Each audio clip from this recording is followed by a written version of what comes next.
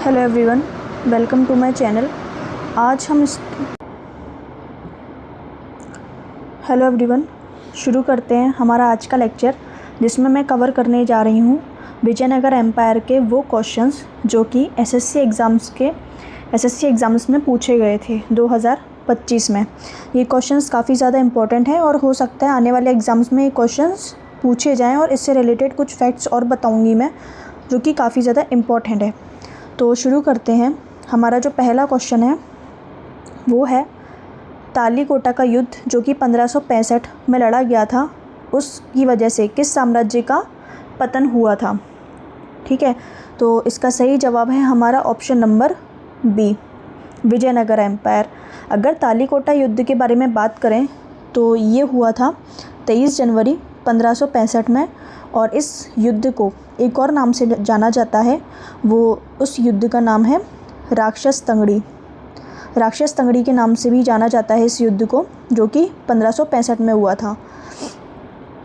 इस युद्ध के बाद विजयनगर साम्राज्य को बिल्कुल तहस-नहस कर दिया गया था, और इसके विजयनगर एम्पायर के जो सेनापति थे, कमांडर थे, उसका नाम था अली रामा राय। ये इसके सेनापति थे विजयनगर एम्पायर से जो लड़ रहे थे, और ये हार गए और मारे गए। विजयनगर एम्पायर की जो राजधानी थी उस टाइम पे वो थी हम्पी। इससे बिल्कुल ख़त्म कर दिया गया। इस पतन के बाद जो अरावेडू डायनेस्टी थी, जो कि विजयनगर एम्पायर में टोटल 4 डायनेस्टी हुई, उनमें से जो लास्ट थी इसका नाम था अरावेडू ने देखा जाए तो इन्होंने फिर विजयनगर एम्पायर के पतन होने के बाद कहाँ से शासन किया, तो वो था पेनुकोंडा एंड चंद्रगिरी। इन 2 नगरों से उन्होंने अपना शासन जारी रखा। इसके बाद देखें, नेक्स्ट क्वेश्चन है हमारा, ना तो एकता प्रणाली और ना ही मनसबदारी प्रणाली इसके अंतर्गत प्रचलित थी। तो इसका जवाब है हमारा ऑप्शन नंबर सी।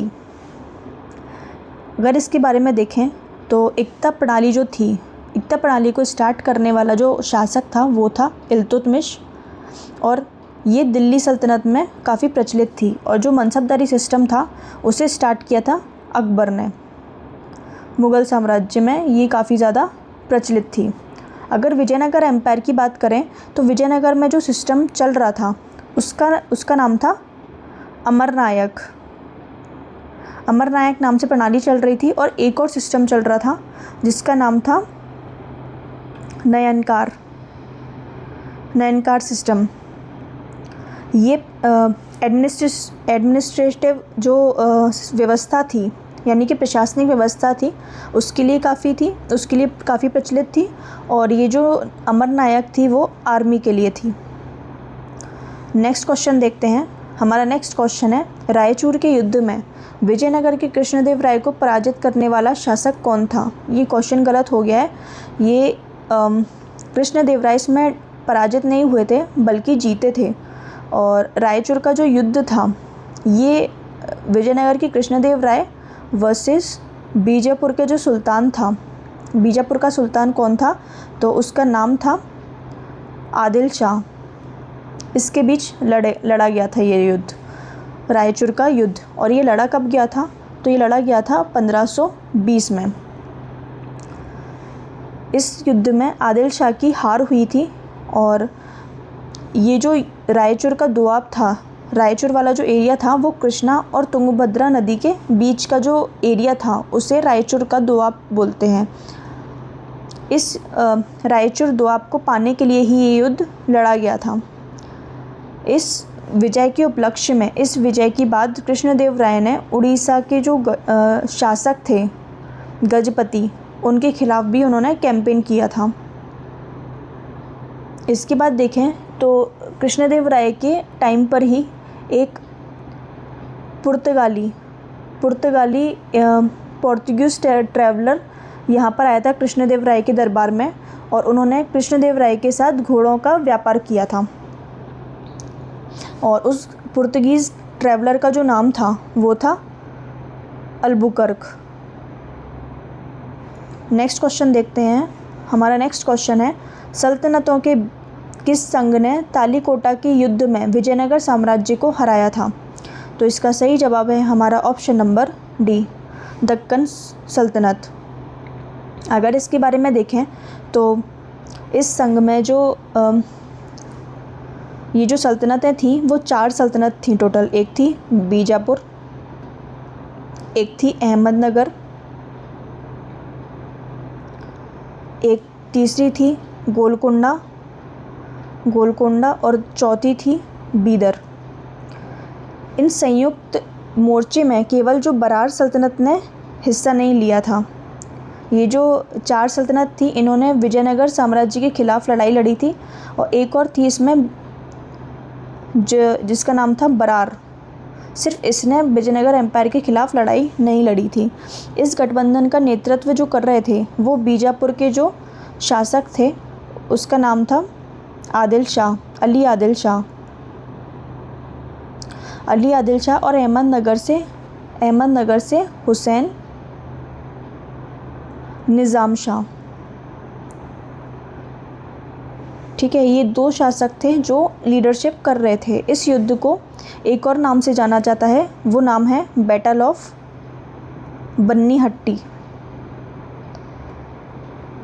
इस हार ने दक्षिण भारत में हिंदू साम्राज्य के वर्चस्व को समाप्त कर दिया और मुस्लिम रियासतों का प्रभाव बढ़ने लगा था। नेक्स्ट क्वेश्चन देखते हैं। हमारा नेक्स्ट क्वेश्चन है, विजयनगर प्रशासन में अमरम शब्द किससे संबंधित है? तो इसका सही जवाब है ऑप्शन नंबर बी, सैन्य जागीर। अमर नायक जो थे वे सैन्य कमांडर होते थे जिन्हें राजा द्वारा एडमिनिस्ट्रेटिव कंट्रोल और टैक्स वसूलने के लिए अमरम दिए जाते थे। ये जो नायक होते थे राजा को एक ईयरली टैक्स दिया करते थे और इस युद्ध के समय एक निश्चित संख्या में सैन्य उपलब्ध कराते थे। तो ये जो अमरम शब्द है वो किसके लिए यूज़ होता था? सैन्य जागीर के लिए। और ये प्रणाली काफ़ी हद तक दिल्ली सल्तनत की एकता प्रणाली से मिलती जुलती थी, लेकिन इसमें क्षेत्रीय स्वायत्तता अधिक थी। नेक्स्ट क्वेश्चन देखते हैं। हमारा नेक्स्ट क्वेश्चन है, निम्नलिखित में से कौन सी कृति कृष्णदेव राय द्वारा रचित है और अपनी काव्य समृद्धि तथा भक्ति के लिए प्रसिद्ध है? तो इसका आंसर देखेंगे। इसका आंसर है option number B, Amuktamalyada. Amuktamalyada के लेखक कौन थे? कृष्णदेव राय, जो कि विजयनगर के शासक थे। ये जो ग्रंथ है वो किस भाषा में लिखा गया है? तो वो लिखा गया है तेलुगु भाषा में, और ये एक महाकाव्य है जिसे तेलुगु साहित्य के 5 महान काव्यों में या पंच महाकाव्य में इसे काउंट किया जाता है। इसमें भगवान विष्णु जी के जो भक्त थे या अंदल गोदा देवी की कथा और उनके विवाह का वर्णन है। कृष्णदेव राय का एक और नाम था, इन्हें क्या कहा जाता था? आंध्र भोज। ये इनका दूसरा नाम भी था कृष्णदेव राय का। काफ़ी प्रसिद्ध शासक रहे हैं, तो काफ़ी क्वेश्चंस बनते हैं इनसे रिलेटेड, इस क्वेश्चन को ध्यान रखिएगा। और उनके दरबार में तेलुगु साहित्य के कुल 8 सर्वश्रेष्ठ कवि रहते थे जिन्हें क्या कहा जाता था? अष्ट दिग्गज।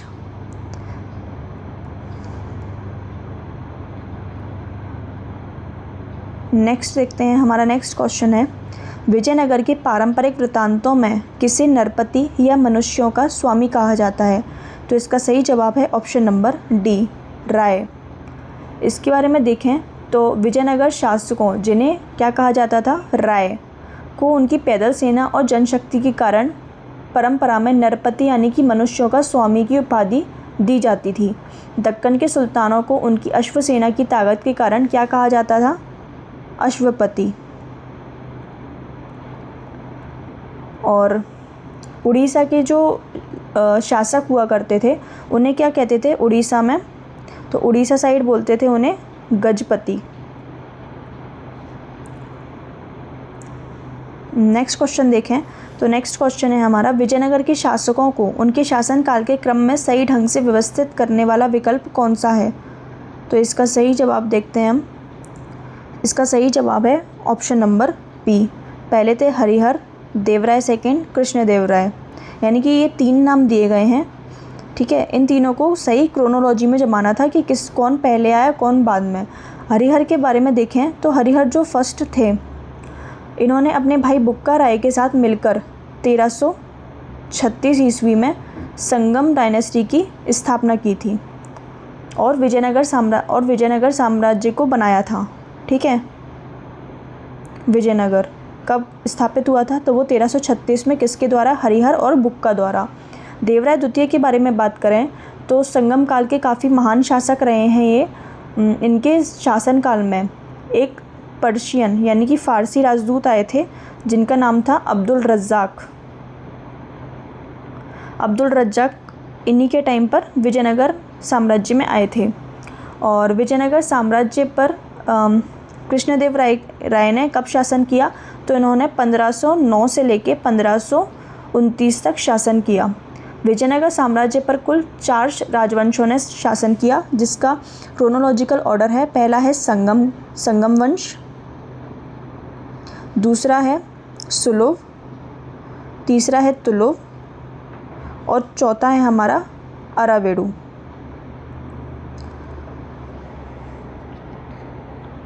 नेक्स्ट क्वेश्चन देखें तो हमारा नेक्स्ट क्वेश्चन है, निम्नलिखित में से कौन सा कथन विजयनगर साम्राज्य की एक विशेषता का सटीक वर्णन करता है।